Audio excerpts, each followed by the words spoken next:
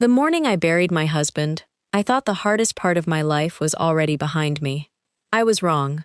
Hours after I said goodbye to Malachi, I came home to find his mother standing on my own front lawn, directing two men to carry my clothes out of the house we built together. There was a realtor's sign staked in the grass. A young couple touring the home Malachi had repainted with his own hands, completely unaware the man who painted it had been buried that morning. But that driveway wasn't where this story starts. It's only where it explodes. Because months before that day, while Malachi was fighting for his life in a hospital bed, his own mother had already started a quiet campaign to erase me from this family. I let it go, because I told myself grief makes people cruel, and that it would pass once he got better. He didn't get better.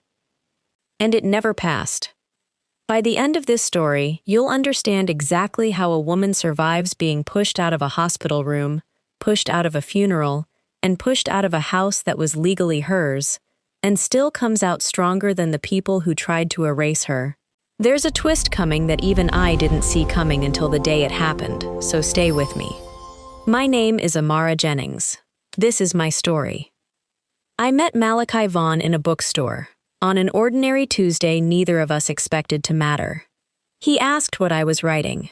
I told him it was nothing, the way people do when they're not ready to be laughed at. He wasn't. He listened to 3 pages about a lighthouse that refused to go dark and told me it wasn't a kid's book, it was a promise dressed up as a bedtime story. I married that man 2 years later. He wasn't loud.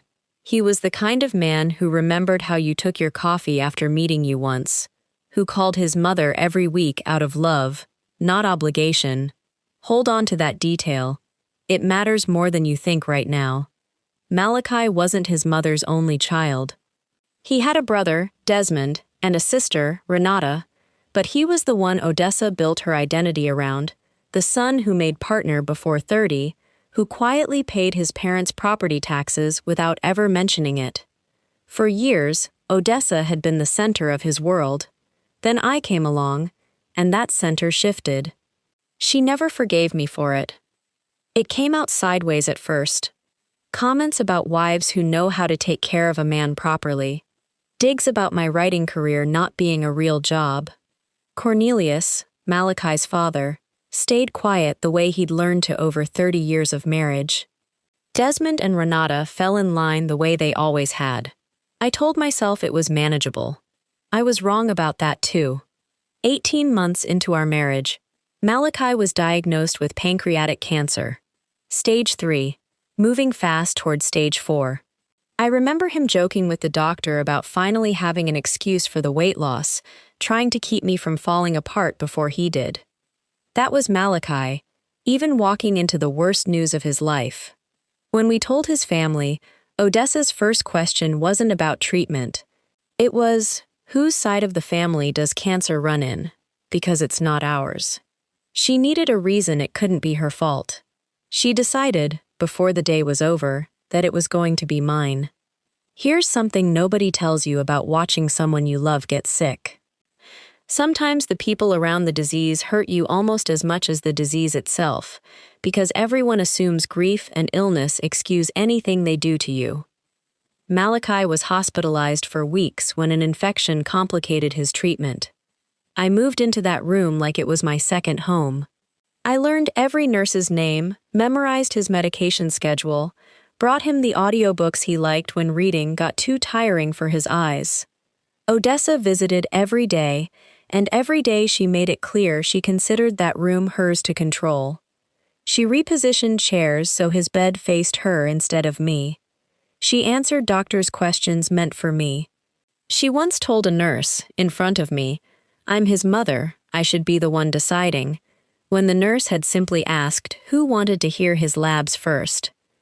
One night, when I told her I was staying past visiting hours, the way staff had already approved for spouses, she looked at me and said, calm as anything, you should give him some space. Maybe that's why his numbers aren't improving. Stress isn't good for a sick man. She was telling me, in front of her dying son, that I was the reason he wasn't getting better. There was a consent form, weeks later, For a risky procedure, I was his medical power of attorney. Odessa reached for the form before the nurse could hand it to me and said, "I'll sign. I'm his mother." Then argued with a supervisor when she was told that decision belonged to me. I signed it with hands that were shaking for reasons that had nothing to do with the surgery. There was a nurse on that floor named Patrice who pulled me aside one afternoon while Odessa was down in the cafeteria. She told me, quiet enough that no one else could hear, that she'd worked that unit a long time, and she saw exactly what Odessa was doing to me while I carried everything else alone. After that, she made sure I was included whenever doctors gave updates, even when Odessa tried to angle herself into the center of the conversation. It was the first time in months someone outside my marriage had actually witnessed what I was living through, and I've never forgotten what that small act of being seen did for me. I found out later I wasn't even in the family group chat tracking his condition. Odessa had set it up early and never added me. Renata assumed I already knew. I found out from a cousin that Odessa had been telling family friends I'd married Malachi too fast, managed his finances a little too comfortably for someone who wasn't really planning on staying long-term. She never said gold digger outright. She didn't have to. The rumor did the work for her. There was one more night I need to tell you about, because it's the one that changed everything, though I didn't know it yet. Doctors let Malachi come home for a weekend when his numbers briefly improved. Odessa insisted on cooking dinner that first night, a dish she called made with love, the way only a mother knows how, and spent the whole meal asking Malachi if he was eating enough real food, glancing pointedly at the plate I had made him. Near the end of the night, I heard her tell him, low enough she thought I wouldn't catch it, "You can always come home if this gets to be too much. I'll take care of you properly." I stood at the kitchen sink with soapy water running over my hands and felt something in my chest go completely cold. Come home. As if the life we'd built together wasn't real enough to count. Malachi's answer was the only thing that kept me standing there instead of walking out of that kitchen. "Mom, this is my home. Amara is my home. I need you to hear that, because I don't think you have. Not once. This whole time." She didn't say anything back. She just changed the subject, like her son hadn't just told her exactly where he stood. I never told Malachi most of what happened to me in that hospital while he was fighting, because I refused to hand him one more thing to worry about. That was a mistake, and I know it now, because it meant he spent his final months believing his mother's cruelty had a ceiling. It didn't. What I didn't know was that he'd noticed more than he let on. About 5 months before he died, he started taking quiet calls in the hallway, telling me it was insurance paperwork. It wasn't. He was meeting with a lawyer named Yolanda Price, someone he'd trusted since college, documenting every single incident, quietly building a case his own mother had no idea existed. If this story already has you angry, hit subscribe right now, because what his family did after the funeral is worse than anything you've heard so far, and what he left behind to answer it is a twist nobody in that family saw coming. There was something else I noticed in those final weeks before he died, something I didn't think much of at the time. Malachi had started keeping the bottom drawer of his home office desk locked, a drawer that had never once been locked in 3 years of marriage. I asked him about it, half joking, the day I noticed a small brass key had appeared on his keyring out of nowhere. He told me it was nothing, just some old paperwork he was too tired to sort through, and I let it go, because by then I had learned to let a lot of things go rather than add stress to a body that was already fighting for its life. I didn't open that drawer until weeks after his funeral. Malachi died on a Sunday morning in early March. Odessa wasn't in the room. She'd gone home the night before to rest, planning to return in the morning. She came back 40 minutes too late. In his last clear hours, he told me, "Whatever happens after this, you're going to be okay." I made sure of it. Don't let them tell you otherwise. I thought he meant grief. I had no idea he meant a war I hadn't even started preparing for.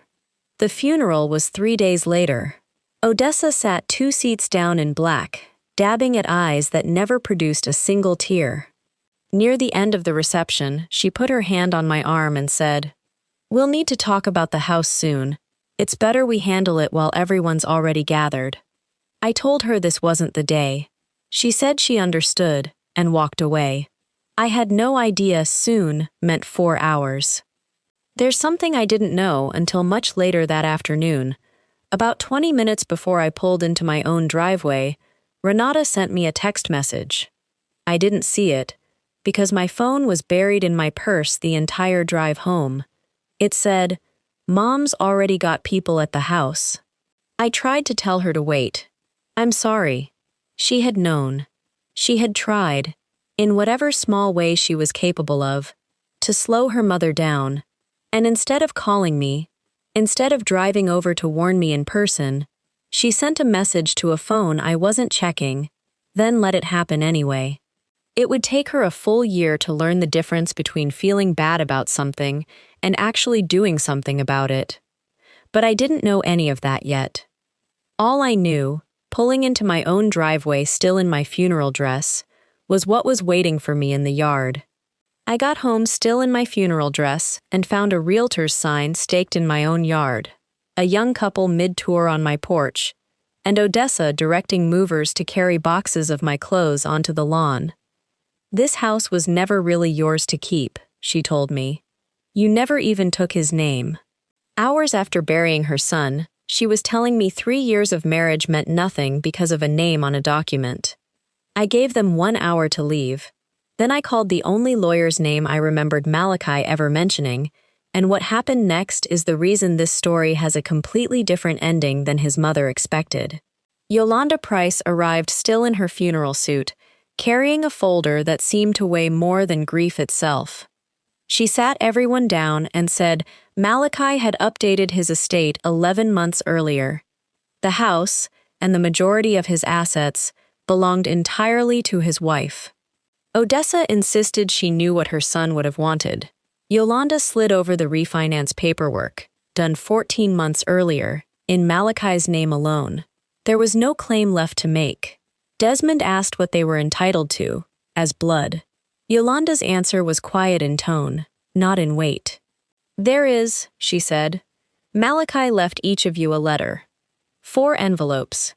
Odessa's hands shook opening hers first, the way she'd always insisted on going first in everything. I never read the exact words, but over the following weeks, the truth came out in pieces. Every letter documented what had actually happened, without a trace of anger, the way Malachi wrote everything, like a story meant to be understood. Odessa's letter named the hospital room, named the consent form, named the night she told her dying son that his wife was making him worse. And every letter ended the same way. "Amara is my family now. Anyone who couldn't understand that while I was alive was never protecting me. They were only protecting themselves." Renata left the room in tears that finally looked real. Desmond left without a word. Cornelia stayed a moment longer and told me, "He really did love you, more than any of us wanted to admit." Odessa said nothing at all. She stood, smoothed her dress, and walked out of a house that would never be hers, without a single word of apology. I didn't feel triumphant. I felt hollow, and tired, and strangely relieved that I finally didn't have to fight alone. That evening, once the house had finally emptied out, I remembered that locked drawer in Malachi's office, the one he'd brushed off as nothing back when he was still alive. I stood in that room for a long time before I let myself open it, wondering what a dying man locks away from the person he trusts most. Inside were copies of everything. Every note Yolanda had helped him write. Every date and detail of what his mother had said in that hospital room, written in his own hand, like he'd known someday I would need proof that none of it had been in my head. And underneath all of it, at the very bottom, one more envelope. Not one of the 4 letters Yolanda had just delivered to his family. This one had only my name on it. I sat on the floor with my back against the desk and read it right there. Amara, If you're reading this, it means I ran out of time before I ran out of things I wanted to say to you, which feels about right, because I don't think I ever would have run out. Not if I'd had 50 more years. I need you to know that I saw everything. Every time my mother made you feel small in that hospital room, every time she answered a question that was yours to answer. I saw it. And some days I didn't have the strength to say something in the moment. And I hate that more than I hate the cancer itself, if I'm honest. You never once made me feel like a burden. Not on the worst days, not when I couldn't get out of bed, not when I couldn't remember my own name from the medication. You just stayed. I don't think you understand yet what that meant, and what it still means. I made sure the house is yours. I made sure the truth is written down where nobody in this family can rewrite it later. The same pages you'll find in this drawer beside this letter. But none of that is really the point of this letter. The point is this. Don't let what my family did to you become the loudest voice in your head. Don't let it convince you that you were ever anything less than exactly what I chose, on purpose, with my whole mind, every single day we had together. Finish the Lighthouse book. Read it to our future the way you read it to me in that hospital bed, even after I fell asleep. I heard more of it than you think I did. I love you. I loved you before the diagnosis, and I love you after it. And wherever I am now, if I'm anywhere at all, I'm still choosing you. Malachi, I didn't know, sitting on that floor, that this drawer would end up being the reason I'm telling you this story today, out loud, without softening a single part of it. But the fight wasn't fully over yet. 3 weeks later, I received a letter from a lawyer I'd never heard of. Desmond was contesting the will, claiming Malachi had been under too much emotional and medical distress to make sound decisions when he updated his estate. What followed was 2 months of depositions, document requests, and a mediation session I never wanted to attend. During that mediation, Desmond finally admitted something close to the truth. I'm not doing this because I think you deserve nothing. I'm doing this because Mom asked me to, and I've spent my whole life doing what she asks. The claim collapsed within weeks. Once Malachi's medical records and 11 months of documented, coherent planning made it clear there was nothing left to contest.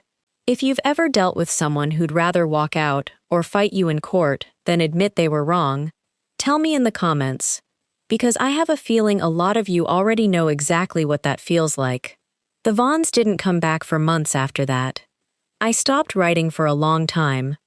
Before he got sick, Malachi and I had been working on a children's book about a lighthouse that stayed lit through every storm, his idea, and I couldn't look at the manuscript without hearing his voice narrating it. It was Yolanda who eventually pulled me back. He wanted you to finish that book, she told me, months later. He made me promise I'd remind you. I opened that file again that night. 14 months after that, The Lighthouse That Never Slept was published, dedicated to him in 5 words. For the man who stayed lit. It found readers I never expected, parents reading it on hard nights, a hospice worker who read it to a dying father and watched him smile at the ending. About 4 months after the book came out, I sat with that drawer's contents again, and this time, I understood what I hadn't the first time, that Malachi hadn't just protected me legally. He'd protected the version of me that could still believe I was loved, long after he was gone. Almost 2 years after the funeral, Cornelius called and asked for coffee. He apologized, stiffly, honestly, for 30 years of staying quiet to keep the peace in his own house. He told me he'd never forgotten his son's words in that kitchen, standing up to Odessa for the first and only time anyone in that family could remember. I told Cornelius I appreciated the apology. I didn't tell him I'd fully forgiven him, because I hadn't, but I no longer needed to carry that weight alone. I ran into Odessa once, almost 5 months after the funeral, in the produce section of a grocery store, both of us reaching for the same bin of avocados at the same moment. There was a beat where neither of us said anything, just stood there holding avocados, like the moment might resolve itself if we both stayed quiet long enough. Then she said, "You look thin. Grief becomes some people. I suppose it's becoming you. I want you to understand that this was not a compliment." This was Odessa finding one more small way to needle me, even standing in a grocery store with nothing left to gain, no house left to take, no will left to contest. It was, I realized in that moment, simply who she was. Cruelty wasn't a strategy for her. It was closer to a reflex, something she reached for, the way other people reach for small talk. I told her I hoped she was doing well, put my avocados in my cart, and walked away without giving her anything more than that. It was the last real conversation we ever had, and somehow that felt like more of an ending than the letters had. Odessa never called after that either. She sent one Christmas card, no note, no return address. I think some people would rather live with the version of events where they were never at fault than say the words out loud. That's her weight to carry now, not mine. People ask if Malachi knew exactly how far his mother would go, both in that hospital room and on that lawn. I don't think he knew every detail. I think he knew her, and knowing her, he told the truth in advance, carefully enough that it would still hold up after he couldn't say it himself.